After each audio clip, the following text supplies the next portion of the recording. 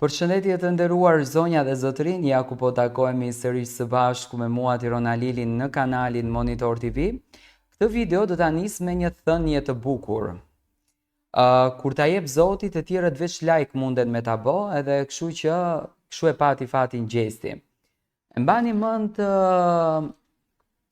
muaj më parë, producentja e Big Brother VIP Kosovës, një personazhe e cila e zbuloi gjestin në fakt, Olca Muhameti, ka thënë në intervistë me Aulona Mustën, nëse nuk gabohem, që gjesti nuk ka vota dhe nuk është fituesi i këtij formatit, por gjërat ndryshuan. Gjesti doli më i votuari dhe gjesti doli fituesi i këtij reality show. Unë kam bërë një përmbledhje të gjithë ngjarjeve, çfarë kontrate ka marrur gjesti, si e ka fituar këtë kontratën, si do t'jenë 2 vite në bashkëpunim me Top Channel dhe me të gjithë artin që gjesti do sjellën dhe gjithçka tjetër. Kur Olca Muhameti, producentja e Big Brother VIP Kosova, u shpreh në një intervistë televizive se gjesti nuk ka vota dhe se ai nuk mund të jetë fitues, publiku reagoi menjëherë. Ishte një deklarate prerë e dhënë me bindje, një mesazh i qartë nga vetë motori që kontrollon rrjedhën e një reality show, ose të paktën kështu besohej. Po ashtu siç ndodh shpesh kur realiteti jetës përplaset me regjinë e ekranit, ndodhi ajo që askush nuk e priste. Gjesti u shpall fituesi Big Brother VIP Albania, një triumf që shokoi jo vetëm publikun, por edhe vetë produksionet që për vite të tëra kishin ndërtuar një sistem të tërë bazuar mbi skenar të detajuar, orientime dhe menaxhim emocional të publikut. Gjesti pa sponsor, pa bekimin e produksioneve ja doli. Por si ndodhi kjo? Do me thënë e kam thënë pa sponsor dhe pa bekimin e produksioneve, sepse unë mendoj që Klan Kosova nuk diti ta vlerëson si që duhet, ose dëshironi të bëjnë eksperimente, si që bën eksperimentin me Kiarën në atë kohë kur e nxorën në nominim me Oltën, por atëherë Kiarën nuk e morën, dhe qa u bë tani? Kiara qëndroi një javë jashtë, i morën lekët e votimeve të Kiarës dhe futën Kiarën përsëri. Dhe unë mendoj që e njëjta gjë do bëhet edhe në Klan Kosovë, nuk kështu e shihja, por gjërat nuk vazhduan ashtu. Top Channel doli më i shkathët edhe e mori gjestin pa bërë akoma 24 orë, që edhe banorët të cilët dilnin nga Big Brother VIP Kosova befasoheshin se si mundet Top Channel t'jetë kaq interesant. Për publikun që ndjek prej vitesh programe televizive në Kosovë dhe në Shqipëri, figura e gjestit nuk ishte e panjohur. Ai kishte marrë pjesë më parë në produksionin të Klan Kosovës, kishte dhënë intervista, ishte afruar me emisione argëtuese e madje kishte qenë pjesë e projekteve që nuk patën asnjë sukses. Ishte një fytyrë që nuk u ngjit, por pas daljes së tij në Big Brother VIP Albania, gjesti tregoi anën që kur nuk ja kishin lejuar të tregonte, dhimbjen, sakrificën, të vërtetën e tij të zhveshur.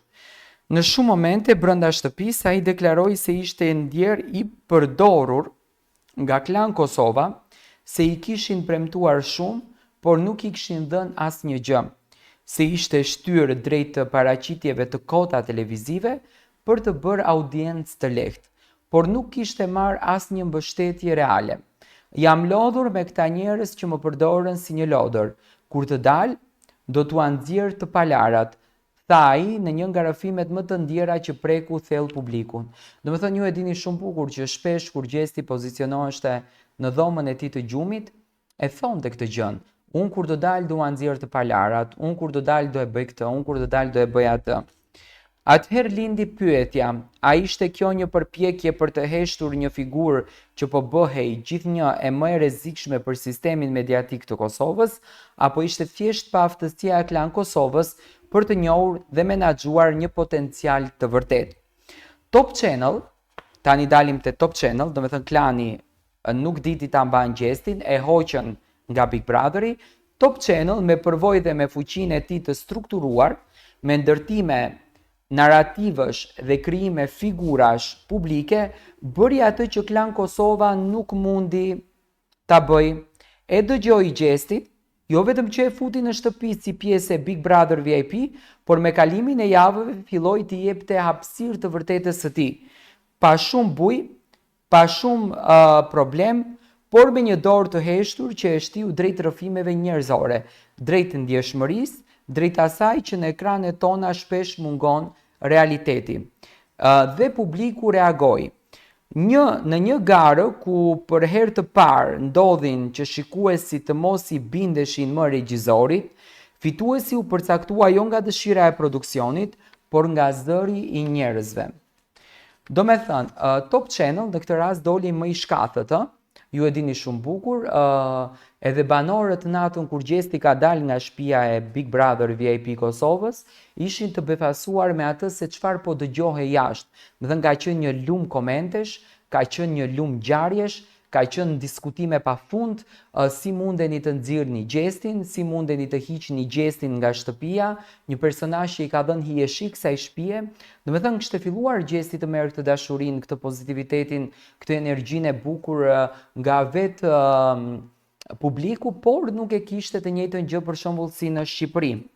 Dhe Top Channel e mori, e vlerësoi, ja vlerësoi talentin e tij, ja vlerësoi jetën e tij, e dëgjoi gjatë rrëfimin e tij, e mbështeti dhe në fund e nxori fitues me vullnetin e publikut. Unë dua të jem pro asaj që gjithmonë është vlerësuar, sidomos në 2 edicione, të për edicionet të tjera nuk vë kokë në zjarr, po në 2 edicione, si atë Big Brother VIP 2 dhe Big Brother VIP 4 u vlerësua vullneti publikut sepse dashuria e publikut ndaj 2 protagonistëve apo ndaj 2 fituesve ishte jashtë çdo kontekstit. Dhe pas përfundimit të spektaklit përflitet një kontratë me një shumë gjysmë milioni, 500.000 euro, që Gjesti ka nënshkruar me Top Channel për koncertet e radhës. Ju e dini shumë bukur që Gjesti me 25 prill fillon koncertin e tij të parë në Tiranë, duke vazhduar më pas në Vjenë, në Londër, në Gjermani, në Zvicër, në Korikë është në Itali. Do me thënë, Top Channel ka bërë një agent të ngjeshur për suksesin e Gjestit. Pas përfundimit të spektaklit, lajmet dolën me njëherë. Gjesti kishte firmosur një kontratë me Top Channel në vlerën mbi 500.000 euro për 2 vite, e cila përfshinte menaxhim të plot, promovim në emisione, pjesëmarrje në evente ndërkombëtare dhe ndërtimin e një rruge të re drejt suksesit.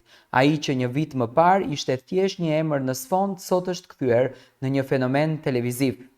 Tani, është përfolur shumë edhe për një pjesë tjetër që Gjestin e kanë blerë këto nga klani në Shqipëri. Zëra brenda industrisë flasin për një marrëveshje të pashkruar mes produksioneve, një marrëveshje që është thyer në heshtje. Sipas disa burimeve, Klan Kosova ka hequr dorë nga Gjesti, ndoshta duke mos besuar më në potencialin e tij, ndoshta për arsye personale dhe profesionale që mbeten të errta për publikun. Po nëse kjo ishte një shitje, atëherë ishte më shumë se një dhuratë për Top Channel. Do me thënë, nuk e kanë ble me lek. Sepse ajo çfarë ndodhi nuk është vetëm një ngjarje televizive. Është një sinjal i qartë se publiku i ka filluar të refuzojë narrativat e fabrikuara dhe t'i besojë emocioneve të vërteta. Është një protest e heshtur ndaj manipulimit realitetit dhe një kërkesë për të parë figura që i përfaqësojnë, jo që i maskojnë. Gjesti pa e ditur ndoshta vetë, u bë simboli një gjenerate që ka jetuar mes përdorimit dhe përbuzjes, që ka kaluar nga rrugët tek ekranet, nga heshtja tek zëri i publikut. Ai u bë zëri atyre që nuk kanë asnjë mbrojtje institucionale, por që guxojnë të flasin, dhe këtë herë fjalët e tij patën fuqi. Kjo nuk është thjesht historia një konkurenti që sfidoi sistemin dhe fitoi, kjo është historia një djaloshi që nuk pranoi të ishte më lodër për askënd dhe me ndihmën e një produksioni që i dha mundësinë të dëgjohej, u bë një ikon për ata që nuk dëgjohen kurrë.